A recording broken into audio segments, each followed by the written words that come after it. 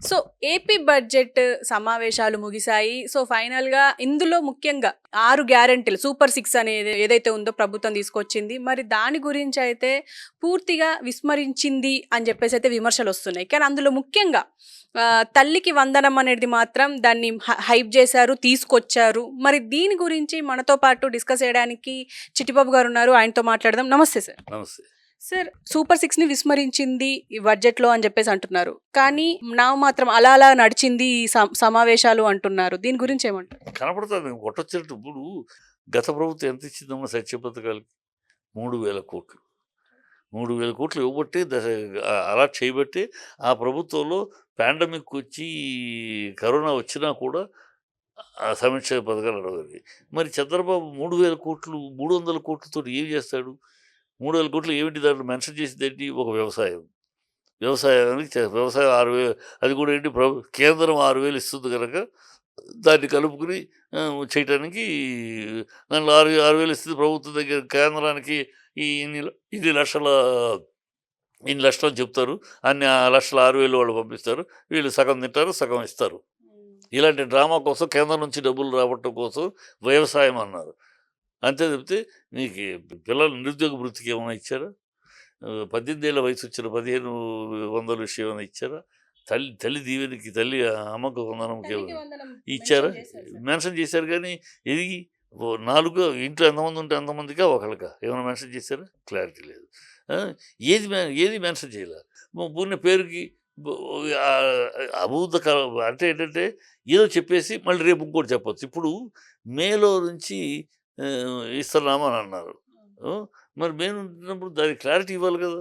3,300 ఇచ్చేసేసి దేనికి చేస్తావు నువ్వు? అంటే రేపంటే 3,000 నువ్వు అదే నువ్వు అడిగావు అనుకో తల్లిగా 3,300 అలాట్ చేసావంట. వాళ్ళు ఇంకోళ్ళు 18 3,300 అలాట్ చేసావు. దీన్నే చూపిస్తారు అన్నిటికీ. వాళ్ళు మెయిన్ ఏంటి? ఇది చూపించేసేసి 6,000 రూపాయలు కేంద్రం ఇస్తుంది. ఇది చూపిస్తారు లెక్క. 40 కోట్ల మంది, 50 కోట్ల మంది ఏదో లెక్క చూపించేసేసి వచ్చినాక ఇచ్చేది 10 కోట్ల మందికి. మిగతాది వీళ్ళు ఇచ్చేది డబ్బు ఆ ప్రభుత్వ లెక్కల్లో మాత్రం ఉంటాయి. వీళ్ళు ఇచ్చినట్టు ఇది మాత్రం వీళ్ళు తిట్టడమే.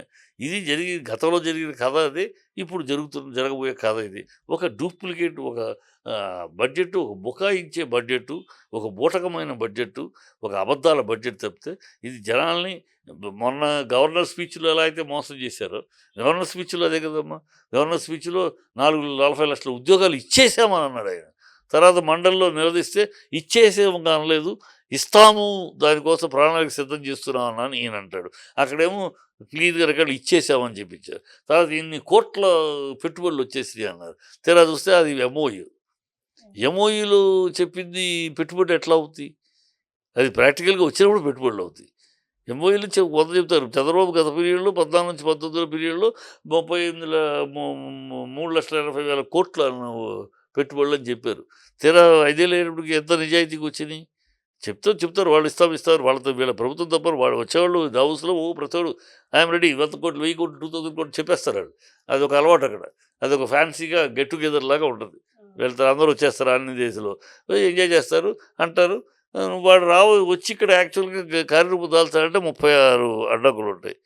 వాడు ఎయిర్పోర్ట్ నుంచి నేరుగా నాకు స్థలానికి నా రూట్ కావాలంటాడు. రకరకాలు అడుగుతాడు. అవన్నీ మనం వాడికి ఇవ్వగలిగితే కుదిరితే కుదురుతుంది, లేకపోతే లేదు.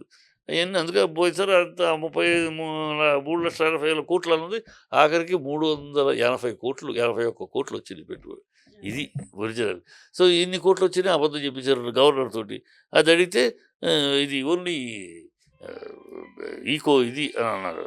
సో కనుక ఇవన్నీ కూడా మనం బడ్జెట్ అనేది ఒక బూటకం బడ్జెట్ ప్రిపేర్ చేశారు. తేటతెల్లం అవుతుంది. సార్, ఫ్రీ బస్సుకు సంబంధించి అంటే ఆల్రెడీ మనం మాట్లాడుకున్నాం. ఇది సక్సెస్ అయ్యే ముచ్చటనే కాదు అని చెప్పేసి ఎలక్షన్‌కి ముందు కూడా మాట్లాడినాం. కానీ కర్ణాటకలో, ఇక్కడ మరి తెలంగాణలో చూసాం, మరి ఎందుకో ఆ హామీ ఇచ్చారు. కానీ ఇంతవరకు దాని గురించి రాలేదు. ఈవెన్ బడ్జెట్‌లో అంటే దాని గురించి మాట్లాడతారని కూడా దాని గురించి మాట్లాడలేదు. అంటే ఇది సక్సెస్‌ఫుల్ కాదని ప్రభుత్వానికి కూడా తెలిసిపోయిందంటారా? అంతేగా ఇప్పుడు కర్ణాటక ఫెయిల్యూరు. ఇక్కడ తెలంగాణలో అన్నారు డ్రైవర్లు దిప్పి కొడుతున్నారు ఆడాళ్ళు. అక్కడ కర్ణాటకలో అసలు మాకు ఫ్రీ బస్సే వద్దు అని అంటున్నారని డిప్యూటీ సీఎం అంటున్నాడు. శివరాం అనేస్తాడు, అది ఒక ఫెయిల్యూర్, అక్కడ ఫెయిల్యూర్. సో ఎక్కడ దేశంలో కూడా ఎక్కడ కూడా ఈ ఫ్రీ బస్ అనేది ఒట్టి స్లోగనే కానీ మగవాళ్ళందరూ కూడా ఏం మేము ఓట్లు వేయలేదా ఏంటి, ఫ్రీ ఏంటి అసలు, కాన్స్టిట్యూషన్గా కూడా ఫ్రీ ఇస్ నాట్ ఎలిజిబుల్. ఎవరికి కన్సెషన్, ఒక old age people, handicapped people, students, ఇలాంటి వాళ్ళకి ప్రెగ్నెంట్ ఒక concession, you can give a concession, you cannot give a free. నా డబ్బు, నేను కట్టిన ట్యాక్స్ డబ్బు, నేను కడుతున్న డబ్బుని నీకు ఫ్రీగా ఇస్తాను, నీకెవడిచ్చాడు అధికారం కదా. నేను లేని వాళ్ళకి, కష్టాల్లో ఉన్న వాళ్ళకి, ఒక ముసలోళ్ళకి, ముసలమ్మతగా కళ్ళు వాళ్ళకి వాళ్ళకి ఇవ్వు, ఫ్రీ ఇవ్వు, లేకపోతే వాళ్ళకి కన్సెషన్ ఇవ్వు, ఫ్రీ పాస్ ఇవ్వు వాళ్ళకి. ఆడవాళ్ళకి ఇస్తాం ఓట్ల కోసమని, ఈ కులాల వాళ్ళకి ఇస్తాం, రేపు ఈ కులం వాళ్ళకి ఇస్తామంటాడు ఒక కాన్స్టిట్యూన్సీలో. నా కులం వాళ్ళందరికీ నేను ఇస్తాను అంటే ఎక్కడ పోతుంది ఇది? అది తప్పు. అది ప్రజల్లో పెద్ద ఆమోదం ఉంటుంది అనుకున్నారు, అది ఫెయిల్యూర్ అయింది. కనుక చంద్రబాబు పెట్టి ఫెయిల్యూర్ అవటం కన్నా దీన్ని ఏదో అలా డ్రామా చేసి వదిలేయటం బెటర్ అని ప్లాన్ చేస్తాడు. ఆయన అలాగే చేస్తూ ఉంటాడు. తర్వాత పెడదామనుకున్నాను కేంద్రం, రేపు ఎప్పుడో కేంద్రంతో తిరుగుతాడు వెనక్కి. ఇప్పుడు కేంద్రం ఆహా ఓహో అంటున్నాడు కదా, ఎప్పుడు తిరుగుతాడో రివర్స్ యూటర్న్ తెలియదు. తెలియనాక కేంద్రం ఎంతో గౌరవించాను, మోడీ గారిని ఎంతో గౌరవించాను, ఒక తండ్రిలాగా పెద్ద అన్నయ్యలాగా నేను ఎంతో గౌరవించాను, కానీ ఆయన నా రాష్ట్రానికి ద్రోహం చేశాడు అని మొదలెడతాడు. రేపు ఎప్పుడు మొదలెడతా తెలియదు. ఎప్పుడు తన ఇప్పుడు ఏంటి, నేషనల్ ఎన్డీఏకి చైర్మన్ పదవి అడిగాడు, దానికోసం అంటకాగుతున్నాడు. ఎన్డీఏ చైర్మన్ పదవి కనుక దొరికితే, వైస్ చైర్మన్ పదవి దొరికితే, అంటే చైర్మన్ పిఎం, వైస్ చైర్మన్ పదవి దొరికితే చాలా మీటింగ్లు వైస్ చైర్మన్ హ్యాండ్లింగ్లో జరుగుతుంది. సో అన్ని స్టేట్లు అధికారులు ఉన్న పార్టీలు తనకి అందుబాటులో ఉంటాయి. సో ఒకసారి ఏదో మళ్ళీ చలాయించదు. అది వాజ్పేయి పీరియడ్లో సాగింది, చెల్లింది. ఆయన అమాయకుడు మెత్తగా. మోడీ దగ్గర ఈ పప్పులు ఉడకవు. మోడీ దగ్గర ఎంత పాకులైనా మోడీ కాళ్ళ దగ్గర కూర్చొని ఎంత పొగినా మోగిడి పడిపోయేవాడు కాదు. ఈయనకి ఆ పదవి లేదు అని తేల్చేశారు ఇండైరెక్ట్గా. నీకు ఎన్డీఏ వైస్ ప్రెసిడెంట్ పోస్ట్ నీకు రాదు, ఇచ్చే పరిస్థితి లేదు, please look it your job, calm down. ఇప్పుడు అది దాంతో మొన్నటిదాకా ఆ పదవి వస్తుందని పొగిడాడు, ఇప్పుడు ఆ పదవి రాలేదు. రేపు ఏం తిరుగుతాడో, ఏం యూటర్న్ చేస్తాడో చూస్తూ ఉన్నాను. సరే, మరి ఇప్పుడు బడ్జెట్ అయితే సమావేశపరిచారు, అండ్ నెక్స్ట్ వ్యవసాయ బడ్జెట్ కూడా ఉంటుంది.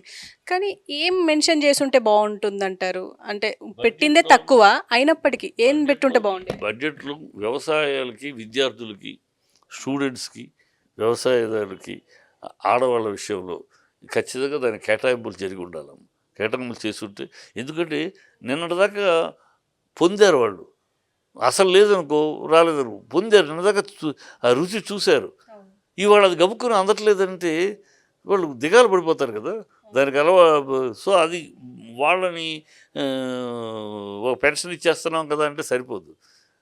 మిగతా అన్ని ఆడవాళ్ళ పిల్లల విషయం, ఆడపిల్లల 18 ఏళ్ళ పిల్లల విషయాలు ఎంతో ఆశ పెట్టుకున్నారు. 18 ఏళ్ళ పిల్లలు పాపం, వాళ్ళకి పెళ్ళికి, ఇంట్లో వనరులు అని చూసుకోవాలి, ఉద్యోగము బయటికి వెళ్ళి చేసుకోవాలంటే కష్టం. సో వాళ్ళు ఏమి రూపాయి కావాలన్నా కూడా ఎవరినో ఎదురు చూస్తే, తల్లిదండ్రుల దగ్గర ఎదురు చూడాలి. నీకు పెళ్లి చేయటమే సస్తాను, ఇంకా నీకు డబ్బులు ఏంటి అంటారు. సాధారణ మన న్యాచురల్గా మాటలు. ఎవరి దగ్గర రూపాయి కావాలన్నా కూడా ఎవరి దగ్గర ఎదురు చూడాల్సిన పని. ఆ పిల్లకి 1500 నెలకి అంటే, అమ్మా నేను ఎవరి దగ్గర దేహి అనకుండా